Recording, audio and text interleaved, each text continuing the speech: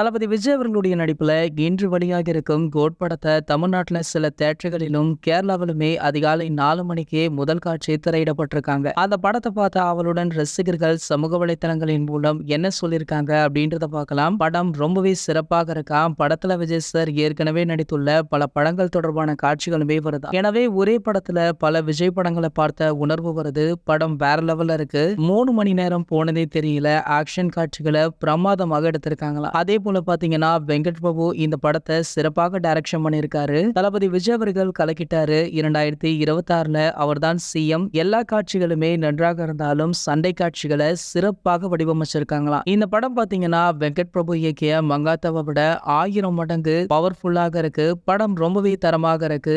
கில்லி, கத்தி, போக்கிரி, துப்பாக்கி, வேலாயுதம் அப்படின்னு விஜய் சார் நடித்த படங்களுடைய ரெஃபரன்ஸ் இதுல அதிகமாக இருக்காம். கேப்டன் விஜயகாந்த் அவர்கள் வரும் காட்சிகள் எல்லாம் திரையரங்குகள்ல விசில் சத்தம் அனல் பறக்க ரசிகர்கள் செலிப்ரேட் பண்ணிருக்காங்க அப்படின்ற தகவல் தற்போது வெளியாகிட்டு இருக்கு. இதனடுத்து ரசிகர்களை தாண்டி பல செலிபிரிட்டிஸுமே இந்த படத்தை பார்த்து அவங்களுடைய ரிவ்யூஸ் கொடுத்துட்டு இருக்காங்க. அந்த வகையில பாத்தீங்கன்னா நம்ம ஏகே அவர்கள் இந்த படம் ரிலீஸ் ஆகிறதுக்கு முன்னாடியே பார்த்துட்டாராம். அதாவது ஏகேவும் வெங்கட் பிரபு அவர்களுமே நெருங்கிய நண்பர் அப்படின்றதுனால இந்த படத்துல பல விஷயங்கள்ல அஜித் சார் கிட்ட ஐடியா கேட்டுதான் நம்ம வெங்கட் பிரபு அவர்கள் பண்ணியிருக்கார் அப்படின்ற தகவல் எல்லாம் முன்பு வெளியாச்சு. இதனடுத்து பாத்தீங்கன்னா நம்ம அஜித் சாருக்கு ஸ்பெஷல் காட்சிகளுமே போட்டிருக்காங்களாம். அதனை பார்த்த ஏகே அவர்கள் வெங்கட் பிரபுவை வெகுவாக பாராட்டியிருக்காரு. அது மட்டும் இல்லாம அடுத்த படம் வந்து வெங்கட் பிரபு கூட தான் அஜித் சார் பண்ண போறார் அப்படின்ற தகவலுமே வெளியாகி இருக்கு. இது போன்ற சினிமா செய்திகளை பத்தி நீங்க உடனே தெரிஞ்சுக்க நம்மளுடைய சினிமா கொட்டா அப்படின்ற நம்ம சேனலை சப்ஸ்கிரைப் பண்ணிட்டு பக்கத்துல உள்ள பெல் ஐகானை மறக்காம கிளிக் பண்ணுங்க.